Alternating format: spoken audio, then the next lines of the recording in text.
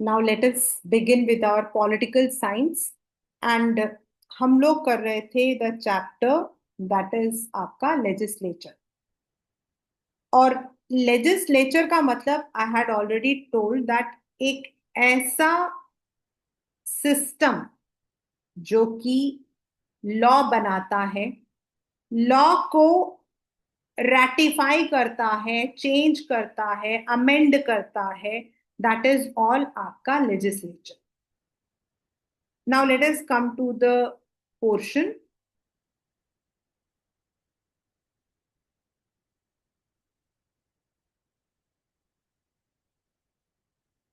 Already हम लोग पढ़ चुके हैं कि what is legislature.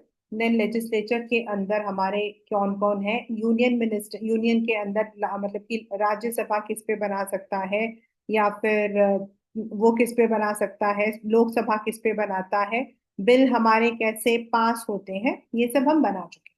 Now what is the exact procedure? अगर हम इस प्रोसीजर को बोलते हैं, जब हम राज्यसभा या लोकसभा के अंदर घुसते हैं, तो what is the procedure they take to make this law? इस लॉ को बनाने के लिए वो लोग क्या प्रोसीजर ले करते हैं, मतलब कौन उसको इंट्रोड्यूस करता है, उसको कौन इंट्रोड्यूस करता है, कौन उसको आगे बढ़ाता है। और उसके बाद जैसे कल अमित शाह, मतलब जो हमारे वो थे, होम मिनिस्टर थे, he had placed a bill. फिर उस बिल पर चर्चा हुई। देन उस बिल पे, नेचुरल है कि व्हेन देयर इज बिल, तो बिल पे चर्चा भी होती है, बिल पर जो है डिबेट्स भी होते हैं, and sometimes there might be a disagreement also. आपका जो है डिसएग्रीमेंट भी हो सकता है। तो ये सब कुछ कैसे स्टार्ट होता है? How does it start? तो अब बिल, बिल क्या होता है? It's a draft. यानी कि अगर मैं कहूं, it is a it is something which is rough, मतलब सिर्फ एक प्रपोजल, सिर्फ एक प्रपोजल। बिल क्या होता है? Only a proposal.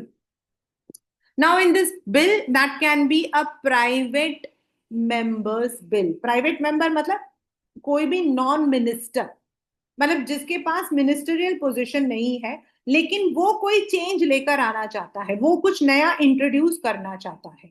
तो when the non minister proposes it, it becomes a private member. और जब उसे मिनिस्टर, यानी कि जो मतलब ऑलरेडी पोजीशन होल्ड कर रहा है, वो इंट्रोड्यूस करता, तो that becomes a government bill. The legislative procedure is identical for in both the houses. Every bill has to pass through the same stage in each house. अब कैसे हम bill को करते हैं? A bill is a proposal and it becomes an act or law only when it is passed in both the houses.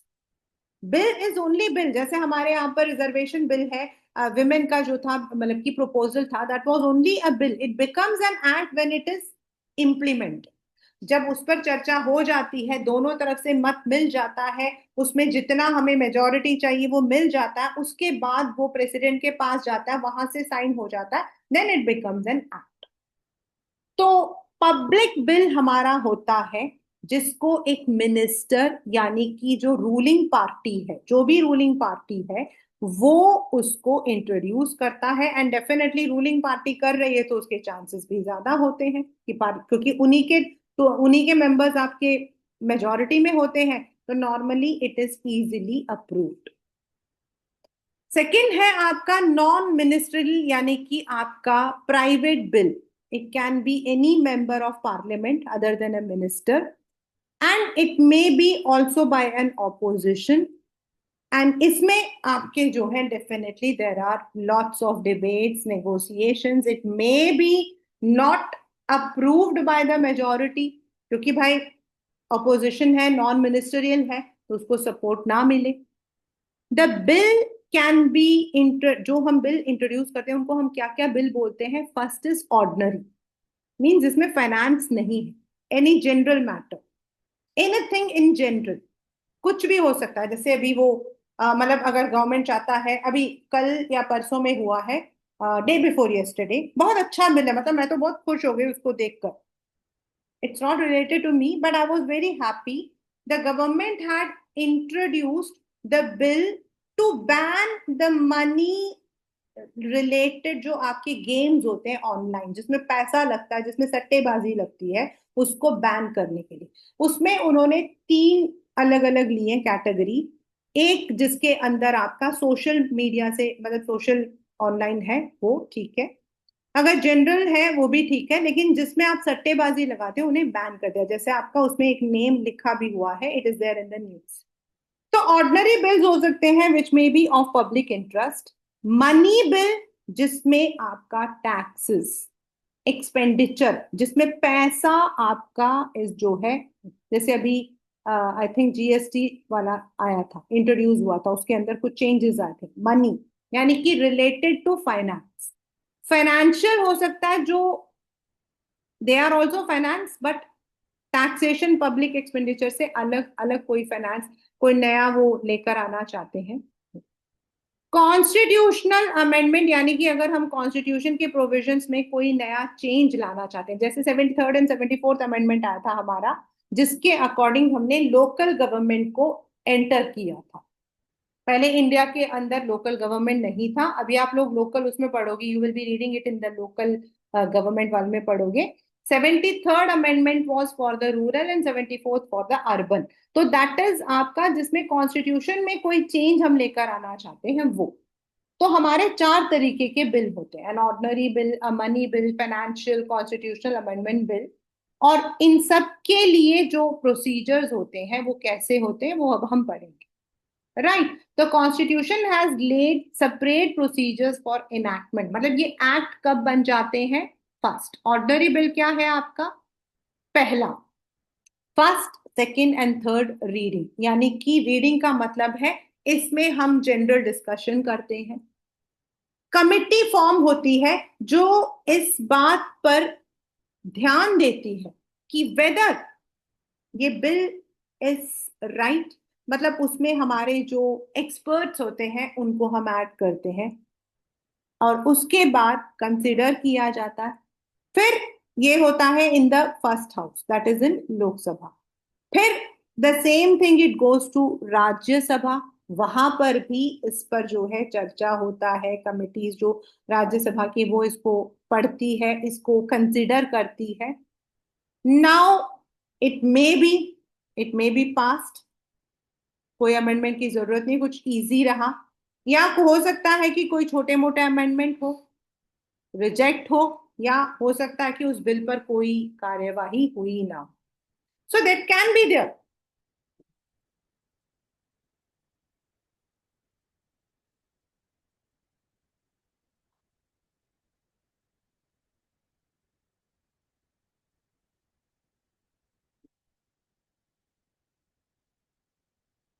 Bill pass भी हो सकता है, बिल पास रिजेक्ट भी हो सकता है, बिल को साइडलाइन भी कर सकते हैं, या हो सकता है उसमें कुछ छोटी मोटी चेंजेस के लिए बोला जाए।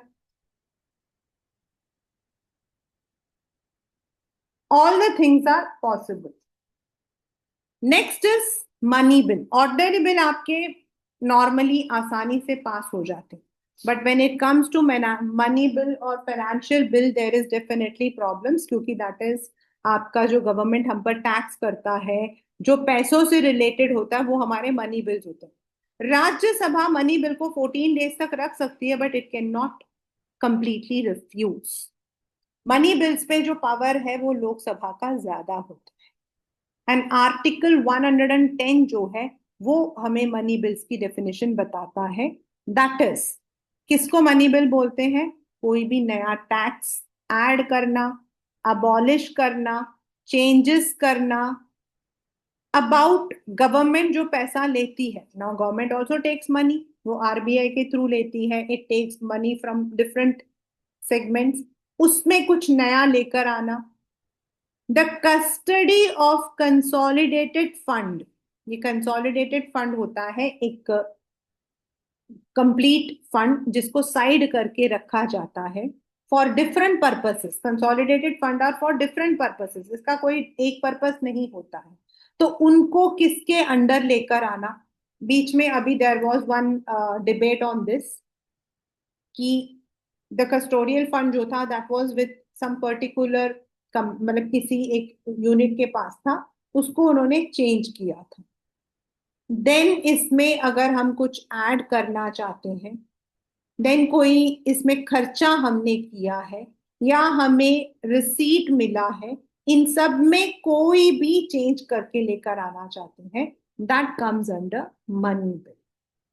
However, a bill is not deemed to be a money bill if by reason only that it provides for second house passes the bill without any amendment or first house accepts the amendment suggested by the bill is deemed to have passed by both the houses and same is sent to president for his assent. Deadlock होता है, as the word itself suggests, deadlock. On the other hand, if the first house rejects the amendment, लोक sorry Rajya Sabha जो है वो amend बोल सकती है, लेकिन उसको लेना या ना लेना जो है वो लोकसभा के ऊपर होता है. और the second house rejects the bill all together और the second house does not take any action, it is for 6 months, it is called as deadlock. यानी कि उन्होंने उस पीरियड को एक्सीड कर दी.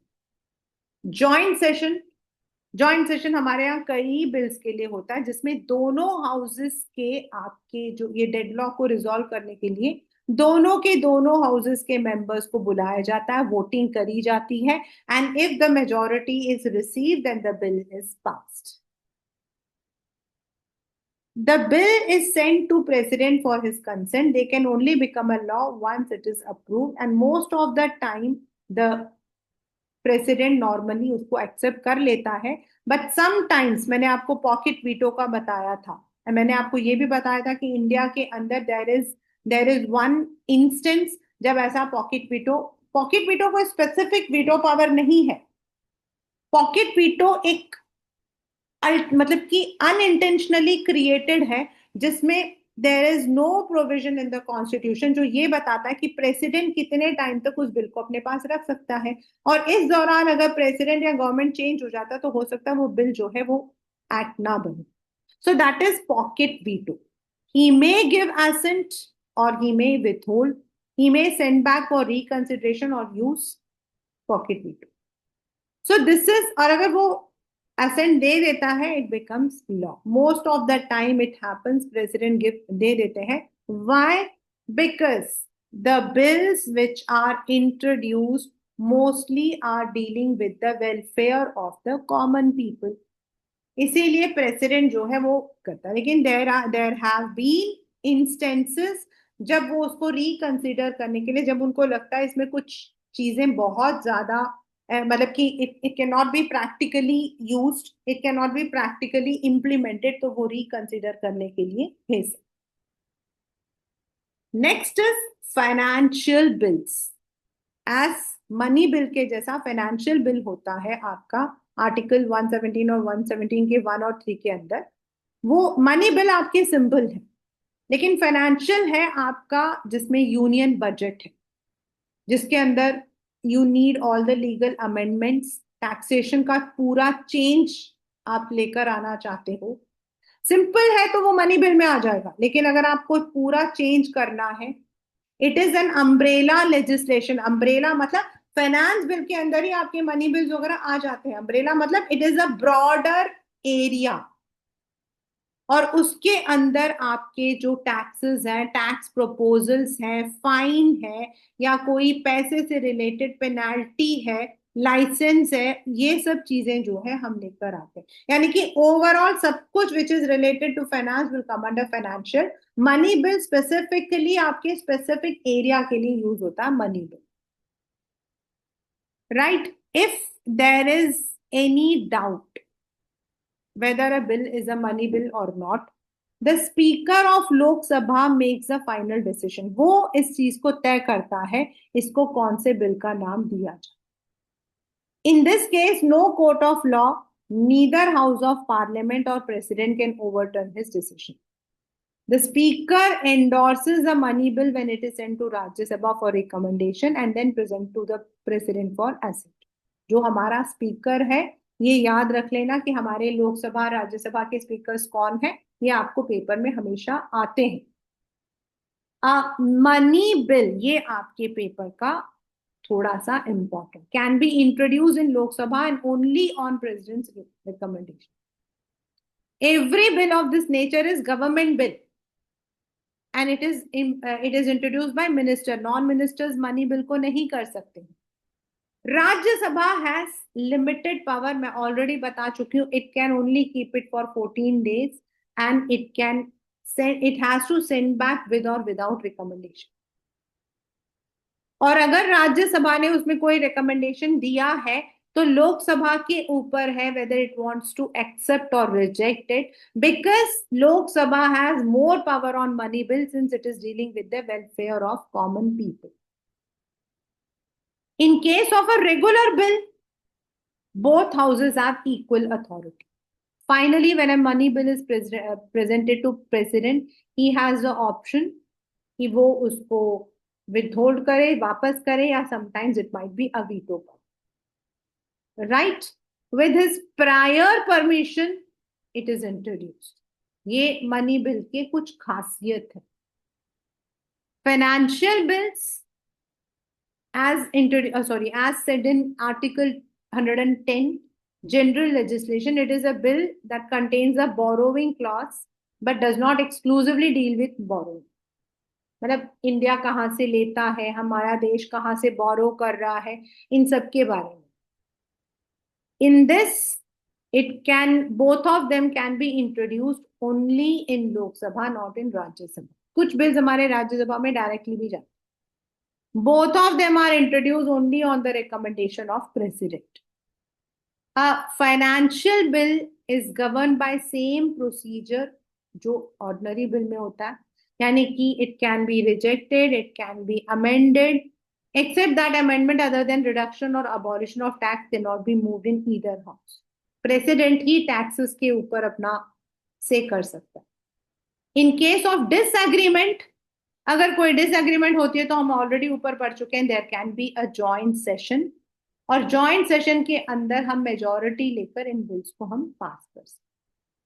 In case of a money bill, the Lok Sabha has overriding powers. Already मैं आपको बता चुकी हूँ. Overriding मतलब उनके powers ज्यादा हैं since it is dealing with the welfare of common people.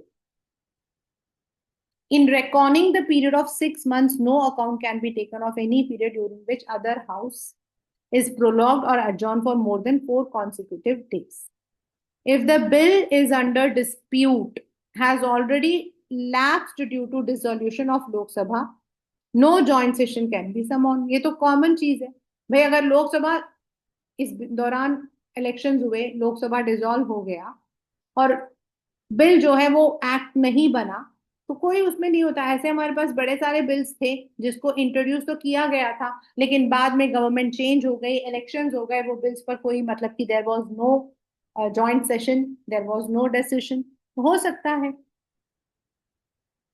So these are some of the bills can be, and जो president है, he notifies his intention to summon a joint sitting. None of the houses can proceed further with the bill. The Lok Sabha speaker presides over joint meeting and the deputy speaker if he is absent. ये आपको याद रखना है कि अगर लोकसभा का speaker नहीं है तो डेप्यूटी स्पीकर करता. हमारे पास फाइनेंशियल बिल में 2 तरीके के बिल हो सकते हैं. एक आपका हो सकता है बोरोइंग, दूसरा होता है which is dealing with the expenditure consolidated fund. अभी ऑलरेडी मैं ऊपर बता चुकी हूँ. कंसोलिडेटेड होता है कंसोलिडेट यानी कि ओवरऑल टोटल, जिसको हम अलग अलग पर्पसेस के लिए यूज करते हैं, उनको हम इंट्रोड्यूस करते हैं, रिकमेंड करते हैं, लेकिन इनमें प्रेसिडेंट की रिकमेंडेशन की जरूरत नहीं होती. And it can be rejected or amended by either house. Joint session कई बार इंडिया के अंदर, अगर हम पॉलिटिक्स को फॉलो करते हैं तो हम देखते हैं there are many a times when joint session comes. वो इसीलिए जब लोकसभा उसे पास कर चुकी है लेकिन राज्यसभा पास नहीं कर रही है, तो there might be a deadlock. और उस वक्त में the joint session can be taken. And या फिर मतलब the bill is rejected by other house, that is Rajya Sabha. If the houses have finally disagreed amendments के लिए या 6 months का lapse हो गया है, तो then जो president है he or she can take the joint session, समॉन कर सकते हैं दोनों को, एंड उसके बाद जो है the bill can be passed. This is how एक बिल को पास किया जाता है. The Constitution has specified that at a joint sitting, new amendments to bill cannot be proposed only when there has been a final disagreement, या जो बहुत ज्यादा delay का वजह बन रहा तभी हो सकता है. अदरवाइज नॉर्मली उन्हीं बिल्स को हम लोग जॉइंट सेशन में लेते हैं जिस पर already there is a disagreement, there is a dispute. तो these are the 4 kinds of bills जो बाद में हमारे लिए एक्ट या पॉलिसी बन जाते हैं. जितने भी हम कहते हैं गवर्नमेंट ने टैक्सेस इंट्रोड्यूस किया है, गवर्नमेंट ने टैक्स हटा दिया है, बजट लेकर आए हैं, नया रूल आ गया है, या फिर कॉन्स्टिट्यूशन के अंदर अमेंडमेंट आ गया है, अब हम ये चीज नहीं कर सकते, अब ये चीज हम कर सकते हैं, ऑल पहले जो है they become a proposal and then they become an act only after the proper negotiation, deliberations, if needed a joint session, then going to the president, and उसके बाद वो बनता है एक act. Instruments of parliamentary control, मतलब जो हमारे executives हैं पार्लियामेंट में, जो हमारे पॉलिटिशियंस, ये लोग किस तरीके से इसको इम्प्लीमेंट करते हैं, मतलब कैसे ये लॉ बनता है, उस दौरान क्या होता है जब प्रपोजल रखा जाता है. ये तो हमने पढ़ा, प्रपोजल रखा, पास हो गया तो वो एक्ट बन गया, नहीं पास हुआ तो उसमें जॉइंट सेशन होता. लेकिन उस दौरान होता क्या है, पार्लियामेंट के अंदर क्या होती है, कौन सी बातचीत होती है.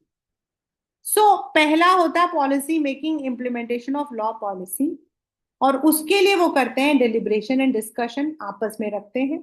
इंस्टा पर भी आप देख सकते हो, बड़े सारे आपको पार्लियामेंट्री डिलिब्रेशन यूट्यूब में आपको मिल जाते हैं. देन अप्रूवल और refusal, financial control, no confidence motion. यानी पहला डिलिब्रेशन इज जब आपस में सब लोग डिस्कस करते हैं. There might be a question hour, question hour आपका स्पेशल होता है, मतलब ये जैसे आपके टाइम टेबल होते हैं ना, 0 period, first period, post period, उसी तरह से क्वेश्चन आर होता है जब पार्लियामेंट के सेशंस कब कब होते हैं. अभी हमारा सेशन खत्म हुआ है मॉनसून वाला, तो जब भी पार्लियामेंट का सेशन होता है, समर सेशन होता है, मॉनसून सेशन होता है, अभी विंटर सेशन स्टार्ट होगा, उस मतलब की पीरियड में कौन कौन से बिल प्रपोज करने ये पहले से तय हो जाता है. जब ये वहां पर पेश किया जाता है तो उस मतलब कि during that session there is one time जब क्वेश्चंस पूछे जाते हैं, मेंबर्स पूछते हैं, और जिसने भी प्रपोजल रखा है वो उसका आंसर देता है. जैसे मैंने अभी आपको वो गेम वाला बताया, तो जो इससे रिलेटेड मिनिस्टर थे, he had given the answers to everyone कि why this bill has been introduced, इसका नाम, ये बिल का नाम ये क्यों है. एंड देन मतलब कि जब उनसे क्वेश्चन पूछा गया इसका क्या कॉन्सिक्वेंस हो सकता है, he gave all the answers. 0 R, as a name itself says, it can be any matter which they think important, और इसमें मिनिस्टर्स को जवाब देना नहीं देना वो बाउंड नहीं है. क्वेश्चन आर में दे हैव टू गिव, बाकी 0 R में वो दे या ना दे, there can be a general discussion. जो क्वेश्चन आर है ना, वो हमारे लिए एक इंपॉर्टेंट हो जाता है, क्योंकि जो नॉन मिनिस्टर्स होते हैं वो मिनिस्टर से सवाल कर सकते हैं कि इस बिल को आपने क्यों इंट्रोड्यूस किया, and the minister is bound to reply. Members of parliament have shown great interest in question hours and maximum attendance is recorded.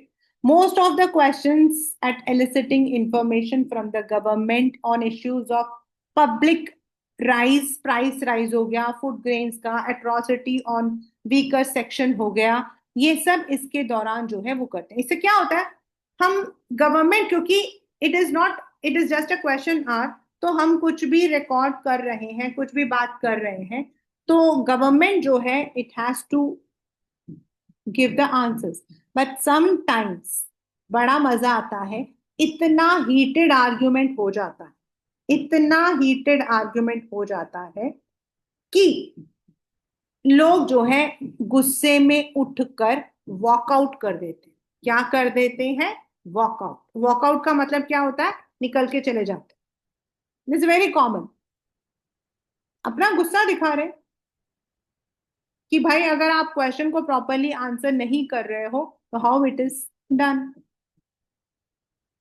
Next is ratification, paper में जरूर आता है क्वेश्चन, और 0 और तो 1 मार्क में आता है, लेकिन जो रैटिफिकेशन है वो आपका 4 मार्कर में आता है। रैटिफिकेशन का मतलब होता है जो पार्लियामेंट में जो लोग हैं, लोकसभा है, जो हमने अभी ऊपर पढ़ा उसके अलग अलग terms. A bill can become a law only with the approval of parliament. A government has a support of disciplined majority may not find it difficult to get approval. उसमें कोई प्रॉब्लम नहीं है, कोई टेंशन नहीं है। सब but such approvals can not be taken for granted. जरूरी नहीं है कि हर बार मतलब मिनिस्टर ने रखा और उसके उसके सपोर्टर्स ने उसको सपोर्ट किया, ऐसा नहीं हो सकता, कई बार नहीं भी होता। There might be bargaining, there might be negotiating, there might be even जो आपकी पार्टीज हैं वो लोग भी साथ दे सकते हैं।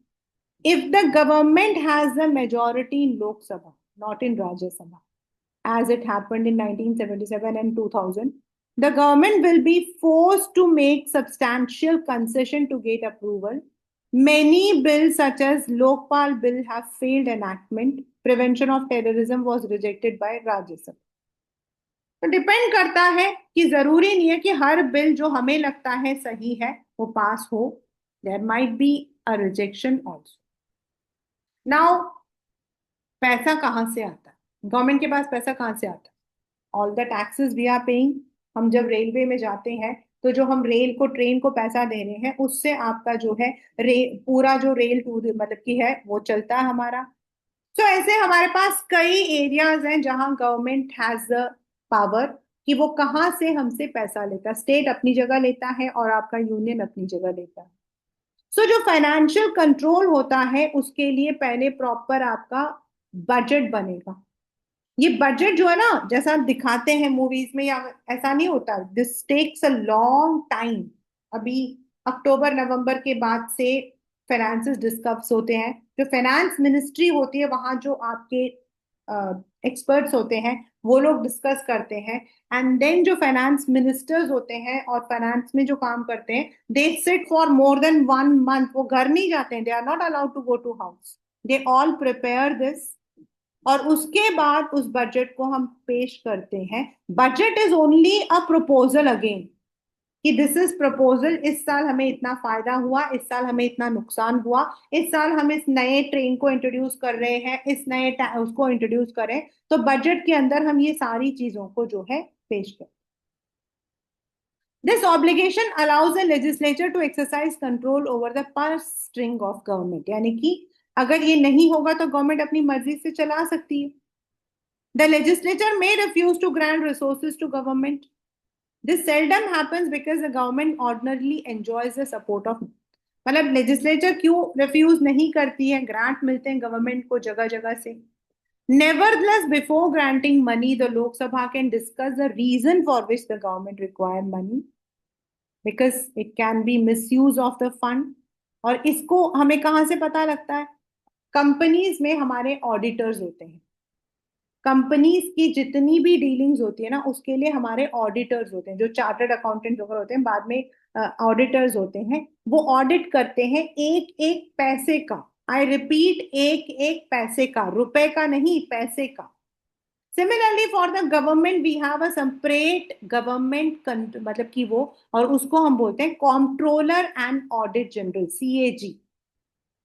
और ये पूरा ऑडिट करते हैं गवर्नमेंट के खर्चे, गवर्नमेंट का पैसा, गवर्नमेंट के पास कहाँ से आ रहा, ये सब कुछ। So there might be a time when उनको लग रहा हो कि the government has not use the money as it should have been, तो वो ऑब्जेक्शन रेज कर सकते हैं, राइट। तो इस तरीके से ऑब्जेक्शन रेज करने से क्या फायदा हुआ? फायदा ये हुआ कि गवर्नमेंट हमेशा इस डर में रहता है कि भाई अगर हम गपलेबाजी करेंगे तो हमारा जो आने वाला प्रपोजल है वो, इसीलिए वो प्रॉपरली यूज करने की कोशिश कर। Now sometimes it might be no confidence motion, सबसे ज्यादा इंपॉर्टेंट हथियार। जब नो कॉन्फिडेंस मोशन आपका अप्रूव हो जाता ना, the government has to resign. और हमारे यहाँ पर ऐसा कई बार हुआ है। The no confidence motion is the most effective tool for ensuring executive accountability. The House cannot dismiss the government if the party or coalition has majority in Lok Sabha. Many government had to resign due to lack of confidence in the House. Each of these government lost the confidence by failing to maintain coalition support. जब तक आपका जो supporters हैं, आपके साथ के जो हैं, वो अगर आपके किसी भी चीज का साथ नहीं देते हैं, then the government along with the ministers has to resign and elections are held again. But इसके लिए कॉन्फिडेंस को अचीव करने के लिए थोड़ा टाइम दिया जाता है. Sometimes it is given. The number of Lok Sabha and state legislative assembly sessions and debate time has decreased over last two in the absence of a quorum. साथ में opposition members boycott session. Quorum मतलब discipline. Quorum मतलब discipline. Deny the house the power to control executive through debate. कई बार ऐसा होता रहता है, बहुत बार होता है. It is not कई बार, it happens many a times. अब ये तो हमारे थे पावर्स ऑफ मिनिस्टर्स, कैसे वो लोग बिल को आगे रखते हैं, बिल कैसे पास होता है. There are many commissions. कुछ कुछ नई चीज लेने के लिए जो गवर्नमेंट होती है वो कमिटीज फॉर्म करती है. लाइक मंडल कमीशन फॉर्म हुआ था आपका, to look into the aspects. अभी जो है प्राइवेट यूनिवर्सिटी वगैरह में भी इंट्रोड्यूस करने के लिए कमिटी फॉर्म हो रही है. तो वो लोग क्या करते हैं, स्टडी करते हैं, दे गिव देयर रिकमेंडेशन. इस रिकमेंडेशन पर आपके डिबेट होते हैं, नेगोशिएट किया जाता है. Sometimes it might be the opposition में walk out, sometimes they may not obey. कई प्रॉब्लम्स आती हैं. But if the supporters do not give the confidence, then the ministers have to resign. अब parliament, as I said, debates हमारे होते रहते हैं. जो प्रिसाइडिंग ऑफिसर होता है वो कोशिश करता है, द लोक speaker in case of Lok Sabha and chairman that is vice president case of Rajya Sabha. Lok Sabha में हमारे जो है स्पीकर होते हैं और वाइस प्रेसिडेंट जो है वो राज्यसभा के होते हैं. What happens is there have been many law like anti-defection. Anti-defection क्या है? ये हमारा डिफेक्शन एक 12th स्टैंडर्ड में आपका है. एक बहुत ही मजेदार किस्सा है. आया राम गया राम 12th में है आपके. Means most of the time what happens is कि जो हमारे लेजिस्लेटर्स होते हैं, जिस पार्टी से उनको टिकट मिलती है, जो पार्टी उनको स्पॉन्सर करती है, वो जो है, if the party does not get the majority, उसको छोड़कर दूसरी पार्टी को ज्वाइन कर, उसको हम बोलते हैं डिफेक्शन. ऐसा एक मतलब वाहियात, मतलब देयर वाज वन वाकया, एक इंसिडेंट था कि during the election a person जिसका नाम था गयालाल, उसका नाम था Gayalal, he left his party and joined the opposition. लेकिन विद इन 15 days उसने वापस आकर अपनी पार्टी को ज्वाइन किया. तो जब वो वापस आया था तो उसकी पार्टी लीडर ने उसका हाथ उठाकर कहा था, आया राम गया राम. तो such defections are very common, which is wrong. क्यों भाई? जिस पार्टी को मैं बिलोंग करती हूँ मुझे उसकी सारी सीक्रेट्स पता है. And if I am leaving that party, जिसने मुझ पर ट्रस्ट किया, मुझे टिकट दिया, उसको छोड़कर मैं दूसरी पार्टी को जाकर अपनी सारी सीक्रेट बताऊंगी, तो what will happen? So constitution, हमारा सुप्रीम कोर्ट इस चीज को प्रोहिबिट करता है according to 52nd amendment, anti defection, जिसके according there should not be defection, should not be there. If a member remains absent in the house when asked by party leadership to remain present or vote against the instruction or voluntarily leaves the membership, it is called as defection. मतलब अपनी ही party के खिलाफ चले जाना defection. Defection is when you are leaving your party, joining other, when you are not obeying to your party leader, आप उनके instructions के बिल्कुल against जाते हो, इन सबको हम बोलते हैं defection. An anti-defection bill has been passed, but surprisingly बहुत कम लोग होते हैं जो उसको फॉलो करते हैं. बट जो हमारा एंटी डिफेक्शन अमेंडमेंट है वो है हमारा 52nd अमेंडमेंट 1985 का, जिसके according the presiding officer of the house is the authority who takes final decision कि वो रख सकते हैं या नहीं रखते। नॉर्मली ये वही होता है कि जब डिफेक्शन होता है, पार्टी लीडर ने कहा है कि आपको इस सपोर्ट में करना है, इसको करना है, और वो नहीं करता है, या he may join the other, then it becomes defection. तो कई मतलब ये यहाँ पर हम इसको क्यों लेकर आए हैं, इसीलिए कि पार्लियामेंट में कोशिश की जाती है कि जो मेंबर्स जिस पार्टी के हैं they are faithful to them, और जो हमारा नेगोशिएशन हो रहा है, डिस्कशन हो रहा है, वो एक हेल्दी वे में हो रहा है। इट इज नॉट अबाउट मैं तू, it is all about what we are going to do for the public. हाँ, कोई भी चीज को जब हम कहते हैं तो हमारे दिमाग में सबसे पहली चीज होनी चाहिए कि जो भी हम लॉ बना रहे हैं वो हम ऐसा लॉ होता है जो आने वाले कई सालों तक चलता है। जो भी हमारे लॉ बने हैं वो हमारे कई सालों तक चले हैं। उनमें हमने शायद थोड़ी चेंजेस किए हैं, थोड़ा हमने मतलब कि किया, लेकिन मेजर चेंजेस नहीं हुए। तो लोकसभा के अंदर हम लेकर आते हैं everything which is for the welfare, लेकिन राज्यसभा के अंदर we need to take the matters जहां पे स्टेट्स जो है they are also affected, specifically affect हो जाते हैं उस बिल से, उनको पॉजिटिव या नेगेटिव मतलब कि अफेक्ट, तो they have to be taken. उसके लिए उनके रैटिफिकेशन की जरूरत पड़ती है, उनके यस की जरूरत पड़ती है। तो जनरल बिल आपके हो गए, that is ordinary bill. It can be introduced by anyone, a minister और non minister. Then money bills, financial bills आपके जो है रूलिंग पार्टी के लोग ही करते हैं, कॉन्स्टिट्यूशनल अमेंडमेंट आपका है। तो ये चार तरीके के बिल होते हैं जिनको हम पहले इंट्रोड्यूस करते हैं। इन ये मतलब इन्हीं बिल के ऊपर हमारे ये हमारी पॉलिसीज है। बिल क्या है, हम जब आएंगे तो हम ये काम कम कर देंगे, हम ये दाम कम कर देंगे, तो दाम क्या एक दिन में थोड़ी कम हो जाएगा। उसके लिए you have to bring the changes. वो चेंजेस जो लेकर आते हैं वो हम थ्रू द बिल्स लेकर आते हैं। सो that is how a legislature works. हमारे यहाँ पे पार्लियामेंट यानी कि हमारे यहाँ डबल सिस्टम है, डबल हमारा है। इवन हमारे कुछ जो स्टेट्स हैं they are also having the double check, like हमारे देर आर अराउंड 8 स्टेट्स जहां डबल लेजिस्लेचर इज देयर, यानी कि बाई कैमरल लेजिस्लेचर है।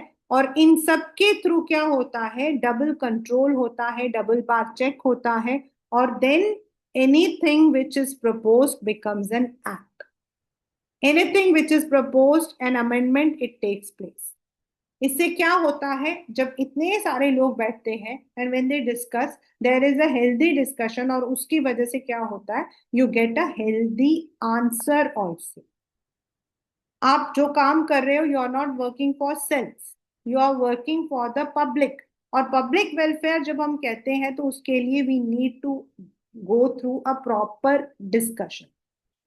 So that is the chapter legislature.